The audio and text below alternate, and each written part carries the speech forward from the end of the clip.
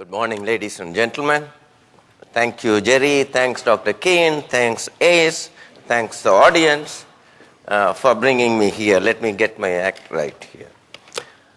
And there was this lady I saw quite a few years ago, a late 40s. For some reason, she had a chest X-ray in a suburban hospital, which showed a big cardiac shadow, had an echo, a huge pericardial effusion. And they did a tap.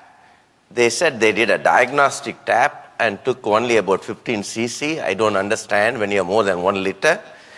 Anyway, then they sent her to us. I saw her absolutely asymptomatic. Yard work and everything. She was very active, going to work and all that. And we repeated a huge pericardial effusion. We tapped the fluid, and it was about 1200 cc or so, and sent it for all kinds of analysis. Everything was negative. And later, in the course of another month or two, she reaccumulated promptly back to 1 liter. But feeling well. Then, after another 1 or 2 months, it was still bothering me, so we tapped again. Didn't make no difference in symptoms, we got no symptoms. Another 2 months, it reaccumulated. I followed her for 5 years without any symptoms. Only later she was getting a little short of breath, and slowly it was evident that she was getting hemodynamic compromise. So instead of just draining, we did a pericardiectomy. Later on she did well. She sent me a postcard from Hawaii, but she had put on some weight. So she had been a little bit abnormal, which she never recognized. What it points out, just the effusion alone is not a problem. Our thick pericardium alone is not the problem. It has to affect the hemodynamics. And let me see, where is the button? This one? Okay. That was the story. In a normal heart, the visceral pericardium is really, really thin. It's a single cell layer. But the parietal pericardium, about 2 millimeters or less. And there could be a little fluid for lubrication up to 50 cc even in a normal heart. Let me ask you what the normal pericardial pressure is. You don't have to do the buttons. You just raise your hand. How many for A? B? C? D? Okay, many of you went from A or B, and those who said negative is right, and whether it's inspiration or expiration, it's a negative pressure. You need a negative transmural gradient cavity to the pericardium for optimal filling. And this I'm sure you'll answer easily. For tamponade to occur, pericardial effusion got to be 100 cc or more, 200 cc or more, 1000 cc.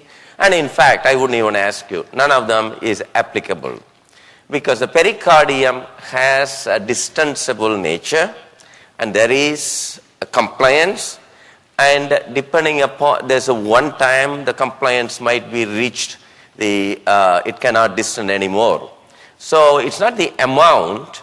If it collects chronically over a long time, the pericardium can get used to that and distend, but eventually it'll reach a stage where the limit of the pericardial stretch is exhausted, and you end up with a rise in the pressure. On the other hand, say in the cath lab or an accident and so forth, if there is a rapid accumulation of fluid, the pericardium is not used to that, it cannot easily distend, and so the pressure rises rapidly. Now, as the intrapericardial pressure goes up, the diastolic filling pressures go up, and the restraint or restriction to filling leads to decrease in filling, decreased stroke volume, and decreased cardiac output. This is good enough. What that's shown in the box is good enough to produce, to be considered as tamponade, and in fact will be generally associated with echocardiographic findings. The bottom part is an advanced stage, decreased cardiac output, and then the sympathetic system kicks in, and we have high arterial pressure, our heart rate goes up, and eventually blood pressure comes down. Interestingly, earlier the pressure might go up, and then the pressure comes down, and we have the almost like a shock syndrome at that stage. Now, so we have to identify evidence for elevated filling pressure. Simple thing, you put the transducer in subcostal area, look at the IVC, and if you see this IVC kind of distended without any change in the dimension, that tells you the RA pressure is elevated. Small technical clue I give you is try to do the imaging in a short axis 2D and put the M mode cursor in the middle. If you do it in the long axis, as the patient breathes, your imaging plane might move and the IVC dimensions might change, and that would not be the right approach to do. Besides that, at certain times in cardiac cycle, the intrapericardial pressure might actually exceed the chamber pressure. And that's what leads to certain echo findings, such as right ventricular diastolic collapse. If you look at the right ventricular free wall on top, periodically you see a little invagination, not in every beat. Advanced stages, it might be every beat all through diastole. But here, the subtle deformation, one can see that's abnormal. Now, let me move. I'm sorry, hold on. Which one is, I'm having trouble with this point. Okay, all right. Yeah, right. Okay. Okay, let me ask you this question. Again, you can raise your hand. Right ventricular diastolic collapse occurs early diastole, mid diastole, late diastole, early RV systole, late RV systole. How many for A, B, C, D, E, F, G? No, okay, all right. Well, the intrapericardial pressure is the lowest in early diastole, and therefore that's when the right ventricular diastolic collapse will occur. As I said, in advanced cases, it might exceed not just the early diastole, but all through diastole. And if you look at this M mode, you can follow that right ventricular free wall. You can see in early diastole, it's dipping back towards the right ventricular cavity. Now, this right ventricular diastolic collapse could be absent in any of these following conditions. Right ventricle is really hypertrophied, or there's pulmonary hypertension, a significant volume overload, COPD often with pulmonary hypertension. In all these scenarios, the right ventricular diastolic collapse would be absent. Now we move on to another area, obviously large effusion, but if you look at the right atrial wall, it is showing periodic invagination. Now when there is fluid, normally we can see the right atrial wall contraction. That should not be mistaken as a right atrial collapse, but one has to have periodic regional invagination or inversion of the right atrial wall, often influenced by respiration as well. So that's a right atrial collapse one could see. And it occurs, I wouldn't ask you to answer for sake of time, it occurs when the right atrial pressure is at its lowest. Right atrial pressure is lowest at atrial diastole. So this is at the end of ventricular diastole, or almost the beginning of the QRS. That's when one would see a right atrial collapse. Now, here is what both put together. We can see that. Right ventricular diastolic collapse and right atrial collapse. If the fluid is around, left atrial collapse also could be noted. One more example, just showing the right ventricular diastolic collapse, and here is I want to show you the right atrial collapse in that one. How come my pointer is not working? Did you do any? Yeah, I did. I always like to mess you up. This one here, I think. Let me see. There are two of them. Yeah, here we go. It's not moving. Maybe I put it on top of this one.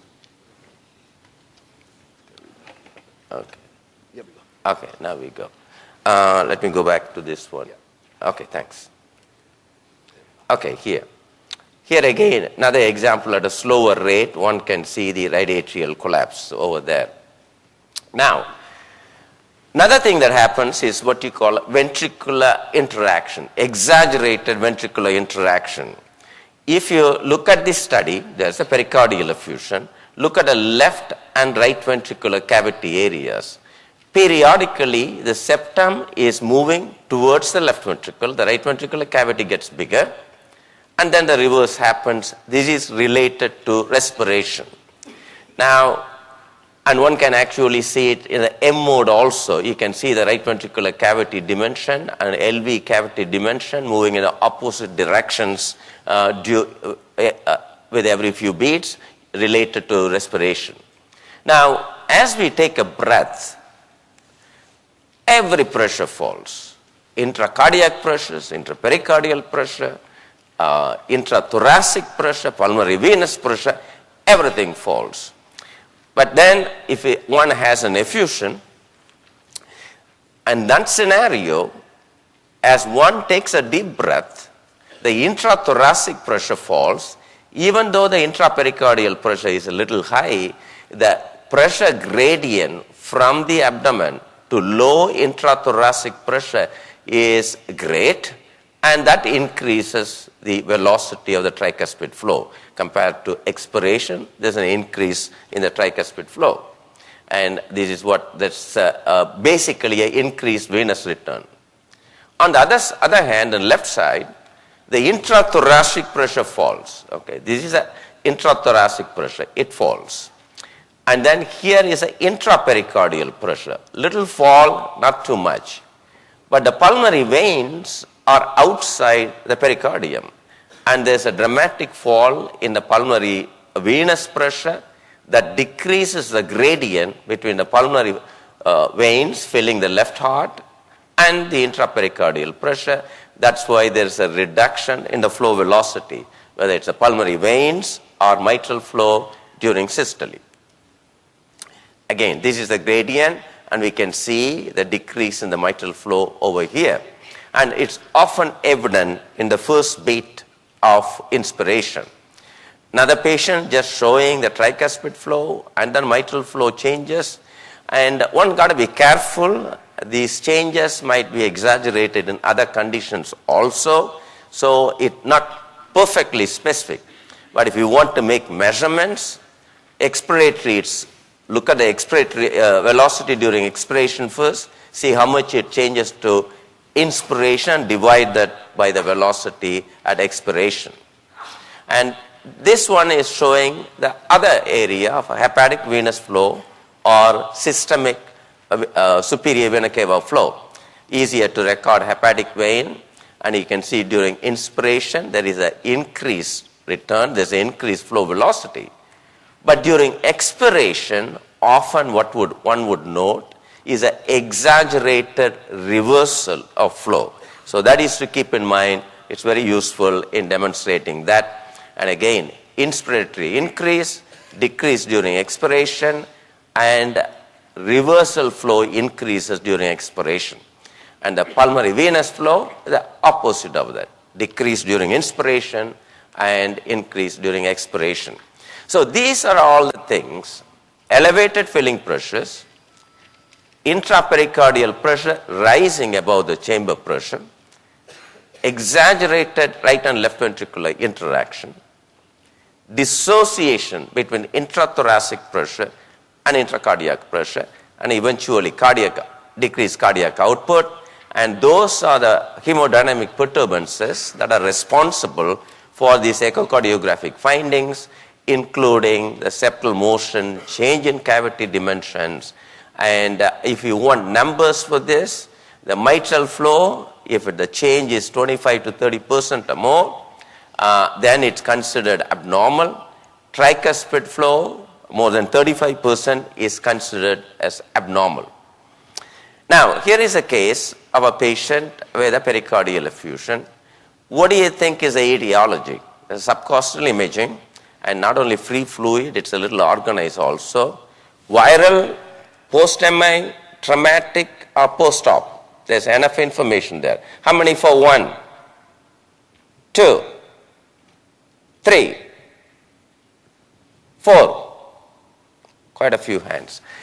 Actually, if you see this, there is something over here. That's a pacemaker catheter. Very effective way of pacing the colon somewhere here, many of the abdominal. So this is one of those things, patient not doing well after attempt at pacemaker and they just perforated, not uncommon. And then here is a patient post-bypass surgery, mild hypotension and echo. You don't need any reason nowadays to do an echo anyway. And so a patient had an echo, and this is what we see. Okay, here is a cavity, and right ventricle is a little small. And what do we see here? The question is, what is this? Is it a hematoma? Is it organized pericardial effusion? Or is it epicardial fat pad? My fellows got excited. Oh boy, big hematoma over there. But in fact, I said, hold on. Look at these speckles and all that. Look how moves perfectly in synchrony with the myocardium. And that would kind of help you. If it's really a hematoma, that may not always move in perfect synchrony with the myocardium. And then another thing, easier to do. And so we won't go through that one.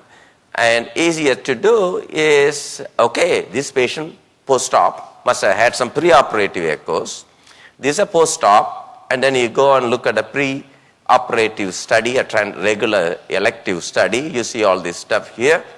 And this is the transesophageal echo in the operating room prior to surgery. These are all common areas where there's a lot of clots, a lot of fat, epicardial fat pad is present. So one got to be careful. Effusion doesn't have to be all around. For supposing it's loculated, let's say posterior only, often post-operatively.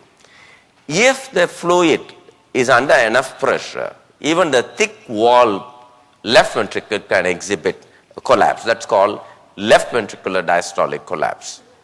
And if some fluid somewhere else, it's under pressure, then any other region also collapse. Here is a prosthetic valve, patient post-op, and there's fluid around, there's some flow velocity changes, and then again, a lot of organized strands and all that. Look at the apex now. Here is where this compartment is where the pressure is highest. Even the left ventricular apex collapses nicely. Likewise, another patient, here is the lateral wall collapse. You can see this little invagination. So basically, intrapericardial pressure exceeds the intracavitary pressure, producing these things. Another post-op patient, post-valve replacement, not doing well at all. No matter what you do, we cannot see the right atrium clearly. The right atrium is totally compressed, and you can even see the turbulent flow. There's even a gradient. So what it turned out to be simple. You don't even need a transesophageal echo, although this patient did have one, and this was what taken out around the right atrium. So hematoma sometimes can masquerade as a technically difficult imaging you may not be able to see. In general, in regional tamponade, the conventional clinical findings may not be reliable. Right-sided findings may be absent. And so one has to look for any abnormalities in the other regions and then look at the flow changes also. Now here is another one. It's all completely filled over here. And so it's unlikely to be just a regular pericardial effusion. Hematoma, it's very smooth all around. And it actually turned out to be a malignant mass, but might simulating an effusion. Now, we got to be careful while you give this 35%, 25% and all that. And here is a patient who has dyspnea. And here is a dramatic flow velocity changes. In reality, this patient had no pericardial effusion. This is a patient with COPD. There's some ways to differentiate, if it's a tamponade, the very first beat, a tamponade constriction, very first beat will show the change during inspiration. COPD, it's a later phase. How can you all see that in a patient who is dyspneic? So one got to be careful not to put too much weight on just the flow velocity changes alone. Here is a mitral flow. You can see the change again. And this was one of my fellows. I just told him to take deep breaths. Okay. And so don't put too much weight on that. Put it in concert with all the other findings. Okay. Don't repeat this in the exam. I'll guarantee you will flunk. This is just for clinical purposes.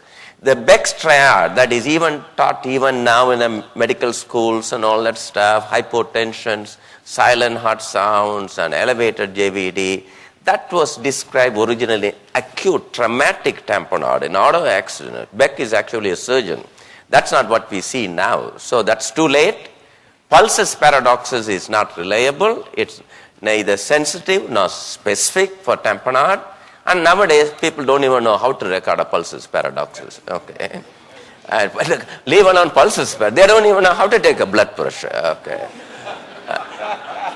Anytime a house officer tells me the blood pressure was 119 by 73, I know that fellow never touched the sphygmomanometer. He was just giving me what the nurse tells you. Right atrial collapse or diastolic collapse, although they show the changes, that could be sometimes too sensitive. So we again have to take the clinical picture. This is too low, but this is for your examination. It's too low, then we'll be making a lot of findings kind of abnormal.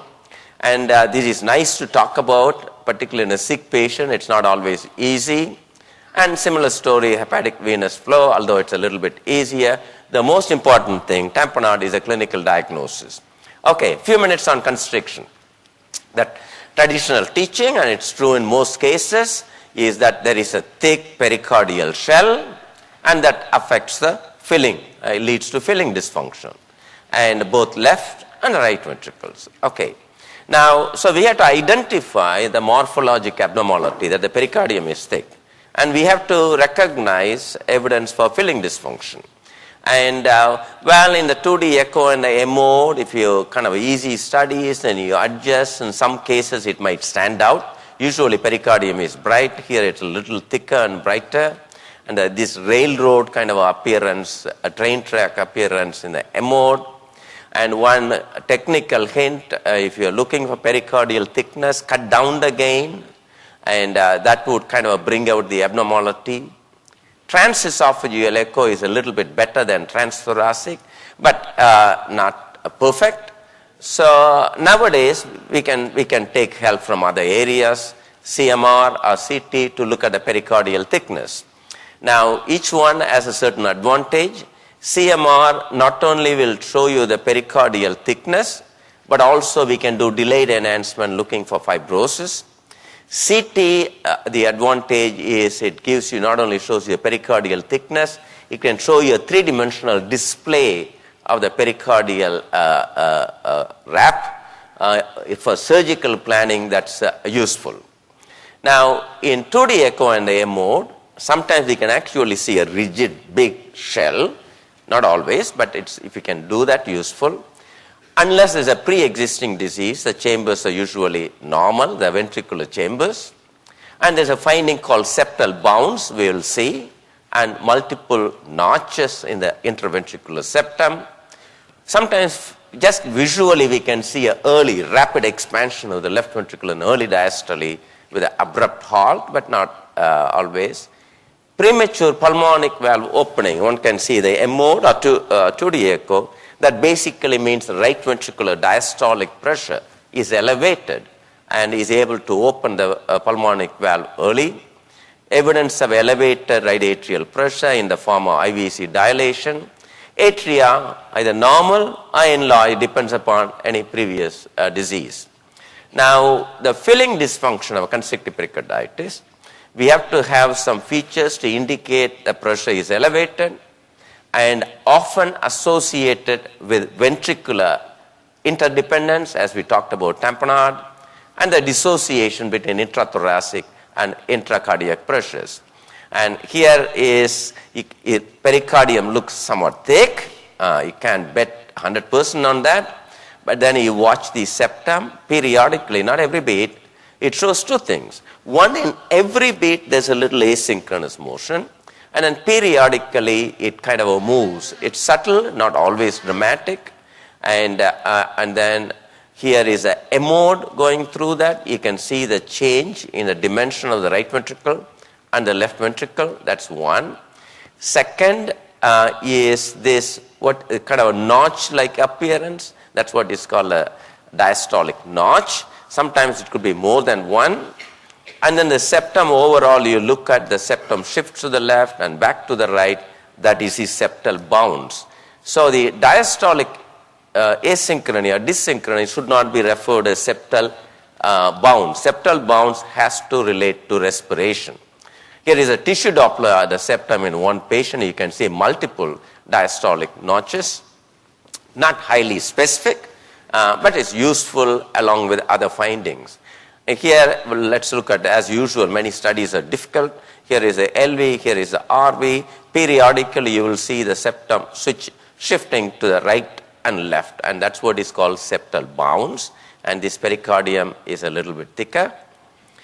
And if it's difficult to see well, and then use contrast, and again watch the septum periodically bouncing back. Actually, in this patient who was big and symptoms of dyspnea and all that, and the sonographer self-identified, couldn't see something wrong with the septum, and she used the contrast. That led to further workup and the diagnosis of constrictive pericarditis. If one wants to see this septal bounce on CMR, you can use a breath hold technique. You have to just watch this septum getting flattened and then changing again. And also the dimensions are changing, inspiration to expiration. So one needs to do it in a live mode, not in a breath hold mode, and if one does that. The physiology behind, the hemodynamics behind is similar to tamponade in cases. And now finally people in the cath lab also recognizing, thanks to Dr. Nishimura's work, that you got to be careful in doing. If you just do just filling pressures, one might miss a constriction or misdiagnose it. So it's worth recording both LV pressure and the RV pressure. And if the LV pressure continues to rise, but the RV pressure falls, that's a discordance. Instead of both going up, that's a discordance, and that might be useful if one uses invasive hemodynamics. But he has not studied other populations like COPD and all that, and how these dynamics would be in those people is not clear. And here is another example of mitral flow, big E wave, small A wave, and also the changes with the respiration. Tricuspid flow showing the same thing. Tricuspid flow is more vulnerable to these kind of changes. And another one, if you want to quantify, measure expiration to inspiration and divide it with expiratory flow. Whether it's mitral or a tricuspid, the numbers are given here. And then EA ratio, short deceleration time, they are all useful.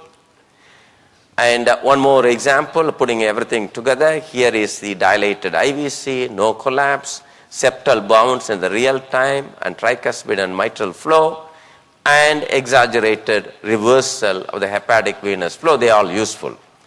Now, here is a pulmonary venous flow, pulmonary arterial flow recording. It's the right ventricular outflow. You can see every bit there's an antegrade flow, but periodically in diastole, there's an antegrade flow during inspiration that just tells you the right ventricular diastolic pressure is high. You don't necessarily find this pattern all the time, and this is not specific for constriction. Dr. Quinones went through that this could be easily observed in other forms of diastolic dysfunction. That's why, okay, we'll add the E prime and look at the mitral flow, look at the E prime. If it's a restrictive cardiomyopathy, it would be decreased oftentimes. And in constriction, the E prime velocity would be reasonably high, and that originally described in Mario. And then the question is lateral annulus or septal annulus. There was a few years people are fighting septologists and lateral annulologists, and eventually they settled down on something common, an average. And this is just for you, for the sake of exam, just to show you that sensitivity and specificity is not always 100%, and depending upon how you define the person change, this is all, in my view, too sensitive. And the sensitivity and specificity might change. Now, here is the data on mitral annular velocity. And again, the cutoff values were a little bit different, but mostly equal to or more than 8 centimeters. Then you get a reasonably good accuracy. So keep this number in mind for the sake of exam. And differentiation of constriction and restrictive cardiomyopathy. Generally, the systolic function will be normal in constriction, while initially normal, it could become abnormal later on in restriction. Big atria and in patients with restrictive cardiomyopathy and mild biatrial enlargement, increased pericardial thickness, normal pericardial thickness, wall thickness normal, increased wall thickness, septal bounds, it's normal, myocardial texture normal, while if it's a amyloid sparkling. This is for exam. Most of these are BS, okay? Okay. And this is just for you to, I'm trying to control myself instead of talking the truth, but because you just have to. The sparkling, I'll tell you a story. One of the amyloid guys came and asked me for a slide. I couldn't find right away. This is before the digital days, computer days. I just took a slide, a patient with echo with the LVH and increased the gain on the monitor, took a picture and gave it to him. He said, this is the most classic I've seen. Okay. All right. And, but for your exam again, exam's sake, respiratory variation is not noted in restriction, and frequently these people have pulmonary hypertension. And then the hepatic veins we talked about, okay. And then let's see, septal mitral E velocity we talked about. Remember that number of 8, and it goes on and on. Constriction rate. These are all in your handouts. Okay. If one does strain imaging, either with a Doppler or speckle tracking, it might offer some clue. But just like Dr. Quinones said earlier, at the moment, it's a little too early, and I hope there would not be any questions because there's still a little controversy in what is the right number. Having said all that, I don't think I need anything to tell me this is not constrictive pericarditis, but infiltrative cardiomyopathy. So we put the whole thing together in general. That could be helpful. And many times, the constrictive pericarditis, the disease process can involve the myocardium. Secondly, the post-operative pericarditis and eventually constrictive pericarditis becoming more and more common, particularly in the Western world. And so you're talking about patient who went for heart surgery, that means they didn't have a normal myocardium to start with, okay? And later on, whatever the process can affect by contiguity can affect the myocardium, and sometimes coronary branches can get throttled, lead to some microinfarct. So not infrequently myocardium is abnormal. So it's not surprising if you look at the Doppler flow after pericardiectomy, and only if about 40% become normal. And then others have different kind of patterns, and sometimes for a long time. And false positives, these are the things one has to be careful in the Doppler velocities. This is in your handout again. And effusive constrictive pericarditis is where there's fluid, but patients present like tamponade, you drain the fluid, but patient still continues to have hemodynamic abnormalities and symptoms, and then that's how you diagnose. Then you remove the pericardium. The spectrum is changing. Often there is coexisting disease, so we have to keep that in mind. So this is not for exam, but just for you to know, constriction could be subacute or even acute, just temporary, transient constrictive pericarditis post-operatively, or virals following a viral syndrome. The pericardium might be diffusely thickened or just localized, or sometimes not thickened. I'll spend 1 minute on that. And then these are the patterns. Occult is simply hypovolemia. The pressures might not be high, and one has to give fluid challenge. And very rarely we see just a pure constriction. It's often a perimyocardial disease. And give fluids if it's occult any suspicion and the pressures are not high. And then transient constrictive pericarditis, just a temporary physiology, usually resolves. We do a CMR, and if you see a lot of areas lighting up, not only the pericardium and the myocardium, that means it's an active process of inflammation. And the differential diagnosis, we know all this as clinicians, anything that kind of produces right heart failure syndrome, and along with some features, symptoms of left heart failure as well. This from CMR study, and you can see the various patterns of pericardial thickening. So it's not always diffuse and uniform. And here is an example where both patients had a constrictive pericarditis, but here look at the pericardium that's thin. So in about 18% of patients, the pericardium could be actually not thickened, but still produce constrictive physiology. Why? That's because the material properties of the pericardium changes. Okay, so it's like a wrap, surfactant wrap. It could be thin, but sometimes you can put it, really wrap it around something lightly. It's still, although it's said it's a curable disease, but it is still a bad disease, and with a significant operative mortality, and 5-year survival is still not great. And so one has to be careful. What would predict how a patient will do is a pre-op functional class, and if it's an extremely severe constriction. Now, this is not for your exam, just remember some of the variations from the classic teachings that are often taught, and it's somewhat similar to tamponade, I said. One example I want to show you, here is a patient with what looked like a loculated effusion, but everything was fine, but it was in fact in a different views. You can see a large cavity, and it turned out also in a CT, you can see this here, it's a pericardial cyst. Unless if it's small, no one doesn't have to worry. If it's large, usually people resect it, and because eventually it might lead to some form of compression. And I will end with that, and thank you. I'll see you later in the afternoon. Thank you. I'm going to ask you a couple questions that came through. Okay. So there were a couple of questions for Dr. Pandian. There were a number for Dr. Quinones. And Mike and I will answer the diastology questions either in my talk or comment or in Mike's talk. For Nat, a couple sort of theme questions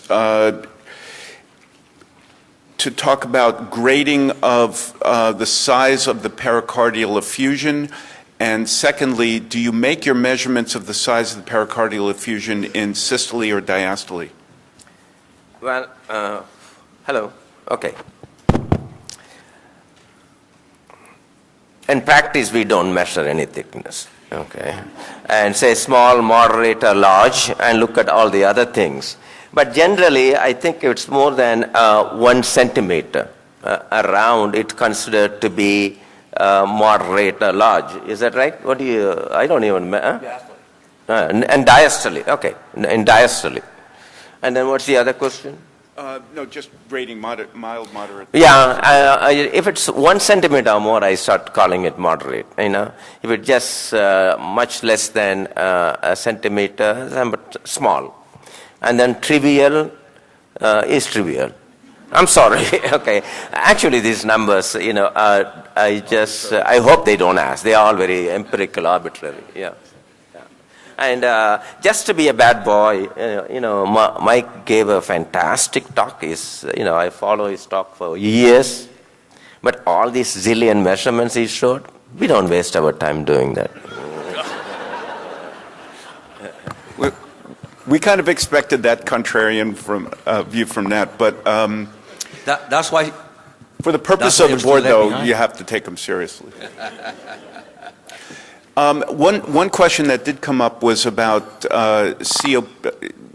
patients who have septal shift, respiratory-related septal shift, and it can be difficult clinically to distinguish COPD from constriction. I'll see what you folks think. J.O. has some work on recording flow in the superior vena cava as differentiating the two. For my money, the key thing is the size of the IVC, because if you have a serious pericardial disease or tamponade, the IVC is going to be plethoric.